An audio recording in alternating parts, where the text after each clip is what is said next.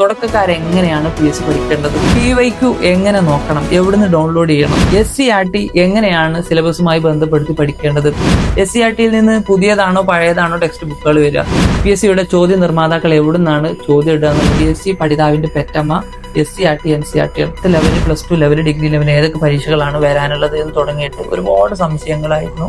അതിനെല്ലാം ഉള്ള ഉത്തരം ഈ വീഡിയോയിലുണ്ട്. അതുകൊണ്ട് ഈ വീഡിയോ സ്കിപ്പ് ചെയ്യാതെ കാണും. ഏവർക്കും പുതിയൊരു വീഡിയോയിലേക്ക് സ്വാഗതം. നമ്മുടെ കഴിഞ്ഞ PSCയുമായി ബന്ധപ്പെട്ടുള്ള വീഡിയോ നിങ്ങൾ ഒരുപാട് പേര് കമന്റ് ചെയ്തിരുന്നു, അഭിപ്രായങ്ങൾ അറിയിച്ചിരുന്നു. നല്ല റെസ്പോൺസ് ആണ് കിട്ടിയത്. ഏതായിരുന്നാലും 1.5 മാസം കൊണ്ട് 12,500 പരം സബ്സ്ക്രൈബേഴ്സായി നമുക്ക് നിങ്ങളുടെ ഈ ഹൃദ്യമായ പിന്തുണയ്ക്ക് 1000 നന്ദി. നല്ല ഉപകാരപ്രദമായിരിക്കുന്ന വീഡിയോകൾ മാത്രം അപ്ലോഡ് ചെയ്യണമെന്നാണ് ഉദ്ദേശിക്കുന്നത്. ആരെങ്കിലും ഈ വീഡിയോ കാണുന്നതിനിടയ്ക്ക് സബ്സ്ക്രൈബ് ചെയ്തിട്ടില്ലെങ്കിൽ സബ്സ്ക്രൈബ് ചെയ്ത് ബെലൈക്കൺ അമർത്തണമെന്ന് വളരെ വിനീതമായിട്ട് അപേക്ഷിക്കണം. ഇന്നത്തെ വീഡിയോയിൽ വളരെ കൃത്യമായിട്ട് തുടക്കക്കാരോ അതുപോലെ തന്നെ ഒരുപാട് കാലമായിട്ട് PSC ശ്രമിക്കുന്ന ആളുകൾ എല്ലാവർക്കും ഒരുപോലെ ഉപകാരപ്രദമാകുന്ന വീഡിയോ ആണ് ഇന്നത്തേത്. തുടക്കം മുതൽ ഒടുക്കം വരെ നമ്മൾ ഒരു ട്രാക്കിൽ അങ്ങനെ അവതരിപ്പിക്കാനാണ് ഉദ്ദേശിക്കുന്നത്. ആദ്യമായിട്ട് പറയാൻ പോകുന്നത്, തുടക്കക്കാർ ഒരുപാട് പേര് മെസ്സേജ് അയച്ചാൽ എങ്ങനെ പഠിക്കണം, എവിടുന്ന് പഠിച്ച് തുടങ്ങണം, റാങ്ക് ഫയൽ മാത്രം പഠിച്ചാൽ മതിയോ, ഇങ്ങനെ തുടങ്ങിയിട്ട് ഒരുപാട് സംശയങ്ങളാണ്. 6-7 വർഷമായിട്ട് ഇത് പഠിക്കുന്നുണ്ട്, പക്ഷെ കൃത്യമായ ഒരു റാങ്ക് ലിസ്റ്റിൽ ഇടം പിടിച്ച് ഒരു ജോലിയിലേക്ക് എത്താൻ കഴിഞ്ഞിട്ടില്ല എന്നുള്ള സങ്കടം പറഞ്ഞ ഒരുപാട് പേരുണ്ട്. അങ്ങനത്തെ ആളുകൾ വളരെ കൃത്യമായിട്ട് ഫോക്കസ് ചെയ്തിട്ട് എന്റെ ഈ വാക്കുകൾ ശ്രദ്ധിക്കട്ടോ. പഴയ കാരണവന്മാർ പറയുന്നത് നമ്മൾ ആടിനെ പോലെ ആവരുത്. കാരണം എന്താ, ആട് ഒരു ഭക്ഷണം കഴിക്കുകയാണെങ്കിൽ ഒരു ഇല അവിടുന്ന് കഴിക്കും, പിന്നെ അവിടുന്ന് കുറച്ച് കഴിച്ച് പിന്നെ അപ്പുറത്ത് പോയിട്ട് അടുത്ത ഇല ഇതാക്കും, പിന്നെ ഒന്ന് ടേസ്റ്റ് നോക്കും, പിന്നെ അടുത്തേക്ക് പോകും. അങ്ങനെ നമ്മൾ ഒരിക്കലും ആവാൻ പാടില്ല. ഇതിൽ ഞാൻ ഇങ്ങനെ പറയാനുള്ള ഒരു കാരണം, പല ആളുകളും ഇപ്പൊ ഞാൻ ബന്ധപ്പെട്ട് പല ആളുകളും ഒരു റാങ്ക് ഫയൽ വാങ്ങും, അത് പഠിച്ചിട്ട് കുറച്ച് ആവുമ്പോൾ ഇതിനെന്തോ അടുത്ത നല്ലൊരു റാങ്ക് ഫയൽ ഉണ്ട്, അപ്പൊ അത് പഠിക്കുക, അത് പഠിച്ചാലാണ് കിട്ടുന്നത്, ഇത് അടുത്ത റാങ്ക് ഫയൽ പഠിക്കും. പിന്നെ അങ്ങനെ മേടിക്കൽ നടക്കും, പക്ഷെ പഠിക്കൽ നടക്കൂല, ബാക്കി കാര്യങ്ങൾ. അപ്പൊ റാങ്ക് ഫയലിലേക്കുള്ള ഒരു യാത്രയായിട്ട് നിങ്ങൾ PSCയുടെ പഠനത്തെ നിങ്ങൾ കാണരുത്. നമ്മൾ എവിടെയെങ്കിലും പെട്ട് കഴിഞ്ഞാൽ ഗൂഗിൾ മാപ്പ് ചെയ്താൽ നമുക്ക് ആ ലൊക്കേഷനിൽ എത്താൻ പറ്റുന്നത് പോലെ ഒരു സഹായകമാകുന്ന രീതിയിലേക്കുള്ള റെഫറൻസ് മാത്രമാണ് റാങ്ക് ഫയൽ എന്ന് ആദ്യം നിങ്ങൾ മനസ്സിലാക്കണം. PSCയുടെ ചോദ്യ നിർമ്മാതാക്കൾ എവിടുന്നാണ് ചോദ്യം ഇടുക എന്നുള്ളത് മനസ്സിലാക്കുക എന്നുള്ളതാണ് ഒരു PSC പഠിതാവിനെ സംബന്ധിച്ചിടത്തോളം ഏറ്റവും ആദ്യം മനസ്സിലാക്കേണ്ട കാര്യം. ഞാൻ ചെറിയൊരു ഉദാഹരണത്തിലൂടെ നിങ്ങൾക്ക് മനസ്സിലാക്കുക. പരുന്ത് സൂക്ഷ്മ നിരീക്ഷണം നടത്തി ഇരയെ പിടിക്കും. നമുക്കറിയാം, ഒരുപാട് ദൂരമായിരിക്കും കോഴി കുഞ്ഞുങ്ങളൊക്കെ ഉണ്ടാവുക, പക്ഷെ പരുന്തിന്റെ നിരീക്ഷണം അത്രമേൽ സൂക്ഷ്മമായിരിക്കും. അതുകൊണ്ട് തന്നെ അവർക്ക് പെട്ടെന്ന് വന്നിട്ട് കോഴി കുഞ്ഞിനെ പിടിച്ച് റാഞ്ചി കൊണ്ടുപോകാൻ കഴിയും. നമ്മളിപ്പോ പോകുമ്പോൾ റോഡില് ചളിവെള്ളം കെട്ടിക്കിടക്കുന്നുണ്ടെന്ന് കരുതുക, അപ്പൊ നമുക്ക് മനസ്സിലാവുന്നില്ല ഇതിന്റെ ഉറവിടം എവിടെയാന്നുള്ളത്. അപ്പോഴാണ് അപ്പുറത്തൊരു പൈപ്പ് ലീക്കായി കിടക്കുന്നത് കാണുന്നത്. അപ്പൊ സൂക്ഷ്മമായിട്ട് നോക്കുമ്പോൾ അതിന്റെ ഇടയിൽ ചെറിയൊരു ഹോൾ ഉണ്ട്. അപ്പൊ അത് അടച്ചെങ്കിൽ മാത്രമേ ആ റോഡിലുള്ള ചളിവെള്ളം നമുക്ക് ഇനിയുള്ളത് തടുക്കാൻ കഴിയുള്ളൂ. ഇതുപോലെയാണ് നമ്മൾ PSC ക്വസ്റ്റ്യൻ പേപ്പറിന് ക്വസ്റ്റ്യൻ എവിടെയാണ് ക്വസ്റ്റ്യൻ കുറവാന്ന് മനസ്സിലാക്കി പഠിച്ചെങ്കിൽ മാത്രമേ നമുക്ക് ചുരുങ്ങിയ കാലം കൊണ്ട് റാങ്ക് നേടി ജോലി വാങ്ങി പോകാൻ കഴിയുള്ളൂ എന്നുള്ളതാണ് ഏറ്റവും 99% കുറഞ്ഞ കാലം കൊണ്ട് പഠിച്ച ആളുകളുടെ സവിശേഷത ഞാൻ മനസ്സിലാക്കണം. ഒരുപാട് നമ്മളുമായി ബന്ധപ്പെട്ട് റാങ്ക് വാങ്ങിയ ആളുകളോടൊക്കെ ചോദിച്ചപ്പോൾ കൃത്യമായിട്ട് പറഞ്ഞ ഒരു കാരണം അതാണ്. പക്ഷെ പബ്ലിക് പ്ലാറ്റ്ഫോമിൽ വന്നിട്ട് ആരും ഇങ്ങനെ ഏരിയയിൽ പോയിട്ട് പഠിക്കണം എന്നൊന്നും ആരും പറഞ്ഞോളന്നില്ല. നമ്മൾ പറയാറുണ്ടല്ലോ, പെറ്റമ്മയോളം വരില്ല പോറ്റമ്മ. PSC പഠിതാവിന്റെ പെറ്റമ്മ SCERT NCERT ആണ്. അതിനെ കൃത്യമായിട്ട് പഠിച്ച് മനനം ചെയ്തെങ്കിൽ മാത്രമേ നമുക്ക് ഒന്ന് നല്ല രീതിയിൽ പെർഫോം ചെയ്യാൻ കഴിയുക. നമ്മളെ പോറ്റമ്മമാർ മാത്രമാണ് സത്യത്തിൽ റാങ്ക് ഫയലും അതിനോട് അനുബന്ധിച്ചുള്ള കാര്യങ്ങളൊക്കെ. ഇപ്പൊ ഞാൻ ഉദാഹരണത്തിന് ജസ്റ്റ് ഒരു പാർട്ട് കാണിച്ചു തരാം, നിങ്ങൾക്ക് സ്ക്രീനിൽ കാണാം. 2025 നടന്ന ഒരു ക്വസ്റ്റ്യൻ പേപ്പറാണ്. 017/2025 ക്വസ്റ്റ്യൻ കോഡില് 1ാമത്തെ ചോദ്യം നോക്കിയാൽ നിങ്ങൾ, സാമൂഹ്യ പരിഷ്കർത്താക്കളും അവർ രൂപം നൽകിയ പ്രസ്ഥാനങ്ങളുമാണ് താഴെ നൽകിയിരിക്കുന്നത് തെറ്റായി രേഖപ്പെടുത്തിയിരിക്കുന്നത് കണ്ടെത്തുക. ഇങ്ങനെ ക്വസ്റ്റ്യനിൽ തെറ്റായി രേഖപ്പെടുത്തിയാൽ അപ്പൊ തന്നെ നമ്മൾ ആ ക്വസ്റ്റ്യനിൽ അണ്ടർലൈൻ ചെയ്യും തെറ്റായി രേഖപ്പെടുത്തിയിരിക്കുന്നത്. എന്നിട്ട് ആ 4 ഓപ്ഷൻ നോക്കുക, ഏതാണോ തെറ്റെന്നുള്ളതെങ്കിൽ അത് ഞാൻ പറഞ്ഞു വന്നതാവുന്നല്ല, അതിൽ തെറ്റായത് ഒന്നുണ്ട്. സ്വാഭാവികമായിട്ടും ഈ ക്വസ്റ്റ്യൻ എവിടുന്ന് ഇട്ടതാണെന്ന് അറിയണമെന്നുണ്ടെങ്കിൽ 10ാം ക്ലാസ്സിലെ കഴിഞ്ഞ വർഷത്തെ ടെക്സ്റ്റ് ബുക്കിൽ സോഷ്യൽ സയൻസ് 8ാം പാഠത്തിൽ 161ാമത്തെ പേജ് നോക്കിയാൽ മതി. അതിൽ വളരെ കൃത്യമായിട്ട് ഇതുപോലെ കോളം കൊടുത്ത് ടേബിളിൽ അത് കൊടുത്തിട്ടുണ്ട്. ആദ്യത്തെ ഓപ്ഷൻ തന്നെ വൈകുണ്ഠ സ്വാമികൾ സമത്വ സമാജം എന്നാണ്. ഇതിൽ ഉത്തരം നോക്കിയ C ആണ്, ഓപ്ഷൻ C ആണ്. സമത്വ സമാജം ഉണ്ട്, പക്ഷെ വൈകുണ്ഠ സ്വാമികൾക്ക് പകരം കുമാര ഗുരുദേവൻ എന്നാണ് കൊടുത്തിട്ടുള്ളത്. അപ്പോ ക്വസ്റ്റ്യൻ ഇട്ടത് SS 161ാം പേജ്. ഇനി അതേ ക്വസ്റ്റ്യൻ പേപ്പറിൽ 30ാമത്തെ ചോദ്യം നോക്കിയാൽ നിങ്ങൾ, 30ാമത്തെ ചോദ്യം ക്ഷേത്രപ്രവേശന വിളംബരം നടത്തിയ വർഷമാണ് ചോദിച്ചത്. അതേ ടെക്സ്റ്റ് ബുക്കിലെ തൊട്ടപ്പുറത്തെ പേജ് 162ാം പേജിൽ വളരെ കൃത്യമായിട്ട് 1936 എന്ന് കൊടുത്തിട്ടുണ്ട്. അപ്പോ ക്വസ്റ്റ്യൻ എവിടെ നിന്നിടുന്നത് നിങ്ങൾക്ക് മനസ്സിലാക്കാൻ ഈ ഒരു ഉദാഹരണം മാത്രമേ ഞാൻ വിശ്വസിക്കുള്ളൂ. ഇനി വേണ്ട, അതിൽ 22ാമത്തെ ചോദ്യം നോക്കിയേ. നിസ്സഹകരണ പ്രസ്ഥാനം നിർത്തിവെക്കാൻ ഗാന്ധിജിയെ പ്രേരിപ്പിച്ച സംഭവം ഏത്? നമുക്ക് എല്ലാവർക്കും അറിയാം, ഓപ്ഷൻ ബി ചോരി ചോരാ സംഭവമാണ്. ഇത് അതേ ടെക്സ്റ്റ് ബുക്കിലെ ചാപ്റ്റർ 6 106ാമത്തെ പേജിൽ വളരെ കൃത്യമായിട്ട് നൽകിയിട്ടുണ്ട്. കഴിഞ്ഞ ഒരു ഒറ്റ ടെക്സ്റ്റ് ബുക്കിന്റെ ഉള്ളിലുള്ള സംഗതികളാണിത്. അത് കഴിഞ്ഞിട്ടുള്ള 25ാമത്തെ ക്വസ്റ്റ്യൻ നോക്കിയേ. ഇന്ത്യൻ സൊസൈറ്റി ഓഫ് ഓറിയന്റൽ ആർട്സിന്റെ സ്ഥാപകനാര്? 4 ഓപ്ഷൻ ഉണ്ട്. ആ ക്വസ്റ്റ്യന് 97ാമത്തെ പേജ് ചാപ്റ്റർ 5 അതേ സോഷ്യൽ സയൻസ് ചാപ്റ്റർ 5 97ാമത്തെ പേജിൽ വളരെ കൃത്യമായിട്ട് അഭിനീന്ദ്രനാഥ് ടാഗോർ എന്ന് കൊടുത്തിട്ടുണ്ട്. അപ്പൊ ഇതിൽ നിന്ന് നമുക്ക് മനസ്സിലായത് എന്താ? ക്വസ്റ്റ്യൻ ഇടുന്നത് എവിടുന്നാണെന്ന് ഏകദേശം ഒരു ഐഡിയ കിട്ടിയാലോ. ഇതുപോലെ ആയിരിക്കും എല്ലാ ക്വസ്റ്റ്യനും. ഏകദേശം നമ്മുടെ ഉറവിടങ്ങൾ തേടിപ്പോയാൽ നമുക്ക് NCERT SCERT ബേസിൽ മാക്സിമം നമുക്ക് കാണാൻ കഴിയും. ചിലതൊക്കെ ഔട്ട് ഓഫ് ഉണ്ടാവും, പക്ഷെ എന്നിരുന്നാലും ഭൂരിഭാഗം. അപ്പൊ അതുകൊണ്ട് തന്നെ നമുക്ക് ഇതിന് മനസ്സിലാക്കുന്നത് എന്താ? നമ്മൾ ഏറ്റവും കൂടുതൽ ഫോക്കസ് ചെയ്യേണ്ടത് NCERT SCERT ടെക്സ്റ്റ് ബുക്ക് അരിച്ചു പെറുക്കലാണെന്നുള്ളത്. അതുകൊണ്ട് തന്നെ രണ്ടാമത്തെ ഞാൻ പറയാൻ പോകുന്ന കാര്യം, SCERT എങ്ങനെ വായിക്കണം. SCERT ടെക്സ്റ്റ് ബുക്കിൽ ഇപ്പോൾ നിങ്ങൾക്ക് ഇതിൽ തന്നെ നിങ്ങൾക്ക് കാണാം ഒരുപാട് കോളംസ് ഉണ്ട്, ടാബിളുകൾ. അത് നമ്മൾ വായിക്കുമ്പോൾ നമ്മൾ സിലബസ് ആദ്യം നോക്കുക. ഈ സിലബസിൽ ഏതൊക്കെ ഏരിയകളിലാണ്, ഇപ്പോൾ കോൺസ്റ്റിറ്റ്യൂഷനാണെന്ന് കരുതുക സിലബസിന്റെ ഏരിയ, അതിൽ ഏതൊക്കെ പാഠഭാഗങ്ങൾ നമ്മളുടെ 5 മുതൽ 10 വരെ +2 വരെയുള്ള ടെക്സ്റ്റ് ബുക്കുകളിൽ ഏതൊക്കെ പാഠഭാഗങ്ങൾ ഈ കോൺസ്റ്റിറ്റ്യൂഷൻ ബേസ് ചെയ്തിട്ട് നിൽക്കണമെന്ന് നോക്കുക. അപ്പൊ നമുക്കൊരു ഐഡിയ കിട്ടും. അപ്പൊ ഇന്ന പാഠങ്ങളാണ് പഠിക്കേണ്ടതെന്ന് ഏകദേശം നമുക്ക് ആ ഇൻഡെക്സ് നോക്കിയാൽ തന്നെ മനസ്സിലാവും, ഏകദേശം കിട്ടും. അത് നമ്മൾ ആദ്യം നോട്ട് ചെയ്ത് വെക്കുക. ഇങ്ങനെ ഓരോ വിഷയവും നോട്ട് ചെയ്ത് വെക്കുക. അപ്പൊ ഈ ഭാഗങ്ങൾ എത്തുമ്പോൾ ആ പാഠഭാഗങ്ങൾ ആദ്യം നോക്കുക. അതിൽ തന്നെ പാഠഭാഗങ്ങൾ ആദ്യം നോക്കുമ്പോൾ തന്നെ ടേബിൾ ആദ്യം എന്താക്കുക, നമ്മളൊന്ന് ഫോക്കസ് ചെയ്തിട്ട് പോവുക. അതോടൊപ്പം തന്നെ പുതിയ പുസ്തകങ്ങളൊക്കെ പ്രത്യേകിച്ചുണ്ട്. നമ്മളിപ്പോ സ്റ്റേറ്റ്മെന്റ് ടൈപ്പ് ക്വസ്റ്റൻ ആയതുകൊണ്ട് തന്നെ സെന്റൻസുകൾ ഇമ്പോർട്ടന്റ് ആണ്. ബുള്ളറ്റ് പോയിന്റ്സ് നമ്മൾ നോട്ട് ചെയ്ത് വെച്ച് അങ്ങനെ പോവുക. രണ്ടാമത്തെ റിവിഷൻ ആകുമ്പോൾ മാത്രം മൊത്തത്തിൽ ഇങ്ങനെ വായിച്ച് പോരുക. അപ്പൊ ഏതായിരുന്നാലും SCERT ഇമ്പോർട്ടന്റ് ആയിട്ട് നമ്മൾ നോക്കേണ്ട ഒരു ഘടകമാണെന്നുള്ളതാണ് ഞാൻ പറഞ്ഞു വന്നത്. ഇനിയിപ്പോ SCERT നമ്മൾ ടെക്സ്റ്റ് ഇല്ലെങ്കിലും ഇപ്പൊ ഒരുപാട് ഇതുപോലെയുള്ള ഗൈഡുകൾ കിട്ടും. SCERT മാത്രം ചെറുതാക്കി ഷോർട്ടാക്കിയിട്ടുള്ളത്.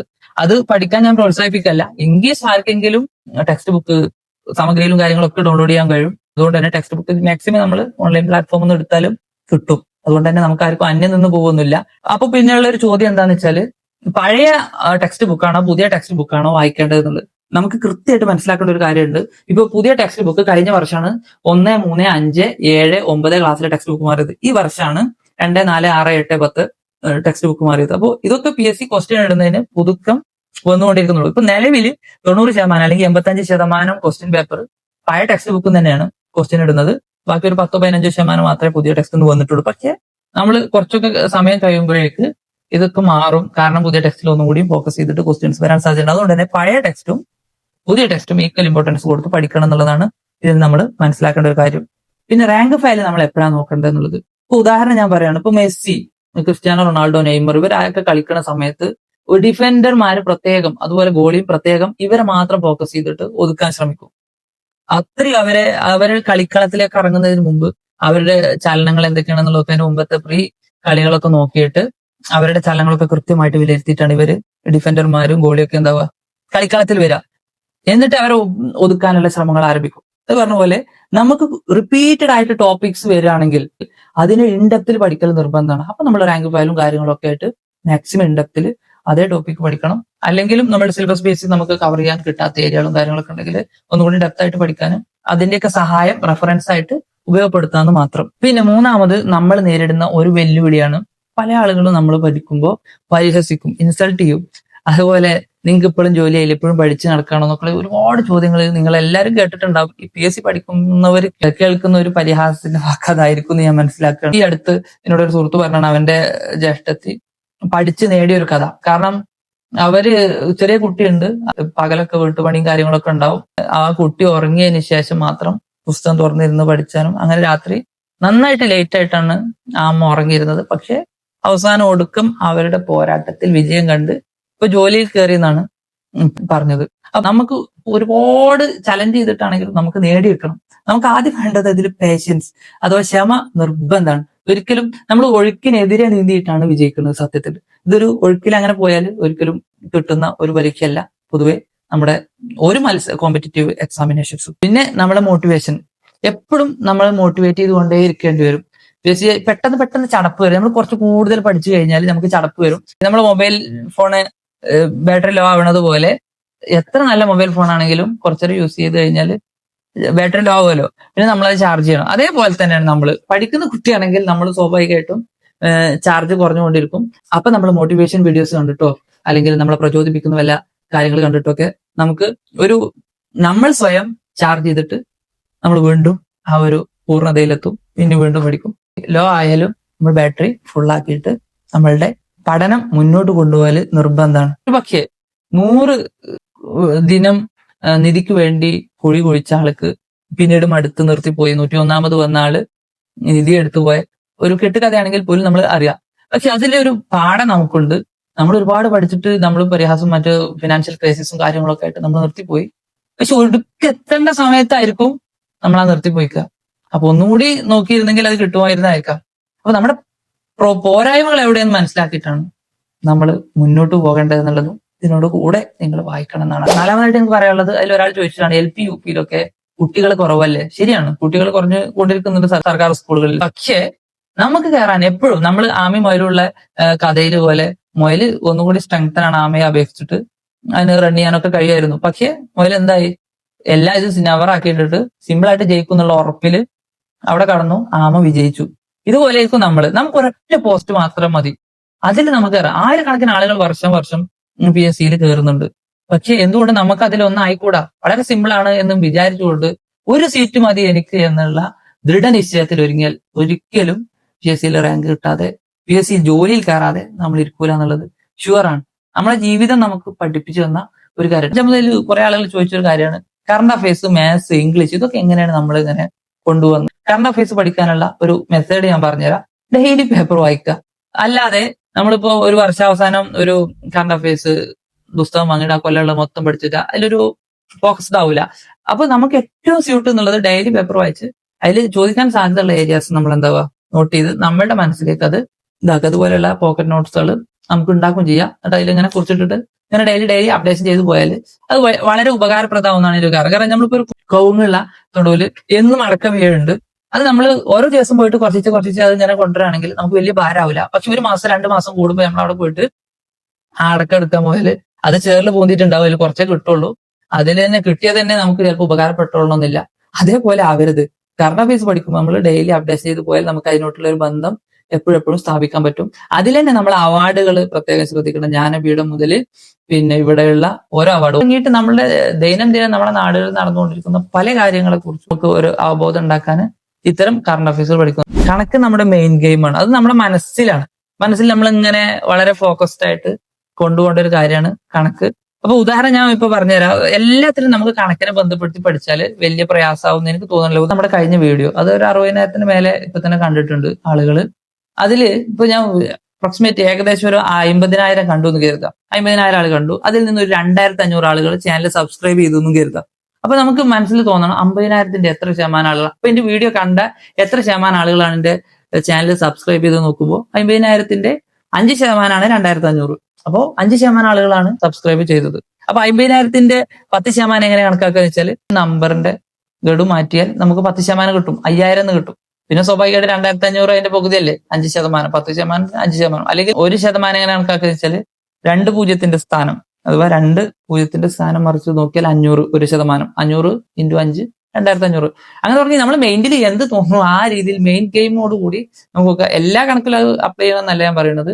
നമുക്ക് ചെയ്യാൻ പറ്റുന്ന ഇപ്പോൾ വേസ്റ്റിന്റെ കാര്യങ്ങളിലുള്ള ക്വസ്റ്റ്യൻസ്, തീവണ്ടിയുടെ ഇതിലുള്ള ക്വസ്റ്റ്യൻസ്, സ്പീഡ് ബേസ് ചെയ്തിട്ടുള്ള questions, maths and mental ability questions, അങ്ങനെയുള്ള കാര്യങ്ങളിലൊക്കെ നമുക്ക് നമ്മുടെ മെയിൻ ഗെയിം ഉപയോഗപ്പെടുത്തിയാൽ കൂടുതൽ ഉപകാരപ്രദമാകും തോന്നുന്നുണ്ട്. ഇപ്പൊ പരീക്ഷയ്ക്ക് നമ്മളൊരു വിഷയം ഒരു ദിവസം ഫോക്കസ് ചെയ്ത് അങ്ങനെ പോവുകയാണെങ്കിലും അതിലൊരു 15-20 മിനിറ്റ് നമ്മൾ മാത്സിനും ഇംഗ്ലീഷും നമുക്ക് കിട്ടാത്ത ഏരിയാസ് ഉണ്ടെങ്കിൽ അത് വർക്ക്ഔട്ട് ചെയ്ത് നമ്മളെ മനസ്സിൽ അതിങ്ങനെ പതിഞ്ഞ് എന്നും അതിനോട് ബന്ധം ഉണ്ടാവിട്ട് അതങ്ങനെ പതിഞ്ഞ് അങ്ങനെ നമ്മുടെ മനസ്സിൽ അങ്ങനെ പോയിക്കൊണ്ടിരിക്കും. അപ്പൊ റിവിഷൻ ചെയ്യുമ്പോൾ നമുക്ക് വളരെ സുഖമായിരിക്കും. PYQകൾ ഓൺലൈനിൽ നിന്ന് കിട്ടും, വളരെ സിമ്പിൾ ആയിട്ട് കിട്ടും. ടെലിഗ്രാം ചാനലുകളിൽ നിന്നും മറ്റുമൊക്കെ കിട്ടും. അതോടൊപ്പം തന്നെ PSCന്റെ വെബ്സൈറ്റിൽ നിന്ന് നമുക്ക് കിട്ടും. അതിൽ ഞാൻ ജസ്റ്റ് ഈ വീഡിയോ കാട്ടിത്തരാം. ആ PSCന്റെ ഒഫീഷ്യൽ വെബ്സൈറ്റിൽ കയറിയിട്ട് ഈ സൈഡിലുള്ള 3 ഡോട്ട്സ് അടിച്ചതിന് ശേഷം ഡൗൺലോഡ്സ് അടിക്കുക. ഈ ഡൗൺലോഡ്സിന്റെ അടിയിൽ ആൻസർ കീ OMR എക്സാംസ് ഉണ്ട്, അത് അടിക്കുക. അത് ക്ലിക്ക് ചെയ്തതിനു ശേഷം പ്രൊവിഷണൽ ആൻസർ കീ അതിലോ അല്ലെങ്കിൽ ഫൈനൽ ആൻസർ കീ അടിച്ചാൽ നമുക്ക് റീസെന്റ് ആയി നടന്ന എക്സാമുകളുടെ പോലും പേപ്പർ നമുക്ക് കിട്ടും, അതിലുള്ള ആൻസർ കീഴും ഉണ്ടാവും. ഞാനിപ്പോൾ പറഞ്ഞ മൊത്തം ജനറൽ PSC ഞാൻ ഒരുങ്ങിയ സമയത്ത് ഞാൻ ഉപയോഗിച്ചിട്ടുള്ള മെത്തേഡുകളാണ്. അതേപോലെ ഇനി ജനറൽ PSC 10th ലെവല് ഏകദേശം 4ഓളം എക്സാമുകൾക്ക് ഇനി നോട്ടിഫിക്കേഷൻ വരാനുണ്ട്. ഒന്ന് VFA വരുന്നുണ്ട്, അതുപോലെ LGS company board assistant professor and officer, അതുപോലെ തന്നെ LDCന്റെ ഒരു ബിവ്കോയുടെ എക്സാം. +2 3ഓളം നോട്ടിഫിക്കേഷൻ വരുന്നുണ്ട്. ഡിഗ്രി ലെവൽ 6ഓളം നോട്ടിഫിക്കേഷൻ ഫെയറാണ്. ഡിഗ്രി ലെവലുള്ള ആളുകൾക്ക് തന്നെ ഏകദേശം ഒരു 15ഓളം എക്സാമുകൾ ഉള്ള നോട്ടിഫിക്കേഷൻ വരുന്നുണ്ട്. നോട്ടിഫിക്കേഷൻ വരട്ടെ എന്നിട്ട് പഠിക്കാന്ന് കരുതരുത്. ഇപ്പൊ തന്നെ ഡു ഇറ്റ് നൗ, ഇപ്പൊ തന്നെ തുടങ്ങൂ, നന്നായിട്ട് പഠിക്കൂ. നിങ്ങൾക്ക് ഈ വീഡിയോ ഉപകാരപ്രദമാണ് തോന്നുന്നുണ്ടെങ്കിൽ മാത്രം നിങ്ങൾ ലൈക്ക് ചെയ്യുക, കമന്റ് ചെയ്യുക, കൂടുതൽ ആളുകളിലേക്ക് ഷെയർ ചെയ്ത് കൊടുക്കുക. കാരണം നല്ല രീതിയിൽ നിങ്ങൾക്കൊക്കെ മുന്നോട്ട് പോകാൻ കഴിയട്ടെ എന്ന് ആശംസിച്ചുകൊണ്ട് ചാനൽ സബ്സ്ക്രൈബ് ചെയ്യാത്ത ആരെങ്കിലും ഉണ്ടെങ്കിൽ സബ്സ്ക്രൈബ് ചെയ്യണമെന്ന് ഉണർത്തിക്കൊണ്ട് ഞാൻ എൻ്റെ വാക്കുകൾ നിർത്തുന്നു. എല്ലാവർക്കും നന്ദി.